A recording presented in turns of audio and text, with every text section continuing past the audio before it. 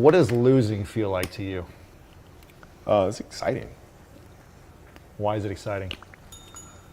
because it means you have different ways to get better. There's certain things that you can figure out that you can take advantage of, right? Certain weaknesses that were exposed that you need to shore up, right? So it was exciting. I mean, it sucks to lose, Right. but at the same time, there are answers there if you just look at them.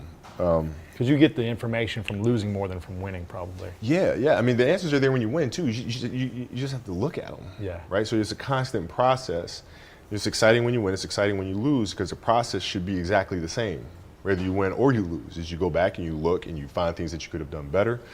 You find things that you've done well that worked. You figure out how did they work, why did they work, how can you make them work again. Yeah. And but the hardest thing is to face that stuff. That's a really, really tough challenge. You mean face it? You mean look yourself in the mirror and say, okay, this is how I showed up, or this is what happened? And I'll give you an example. So Katie Lou Samuelson is one of the best college basketball players in the country. She plays at UConn. She's going to be a senior. Right now. Right now. Yeah. And she's from Huntington Beach, out here by us. And so she comes down and she works with some of my girls on the team, and she helps coach. And, Yeah. and they just had a really tough season last year where they lost to Notre Dame in the final. That's right. Really tough. First loss in like First loss. years, right? Yeah. And so I asked her, I said, have you watched the Notre Dame game? She was like, no. I said, well, why not? I said, I don't want to watch that. I said, I know you don't, but you're going to play Notre Dame this year, yeah? Yeah. What's the chances you see him again in the final? I said, well, you probably see him again.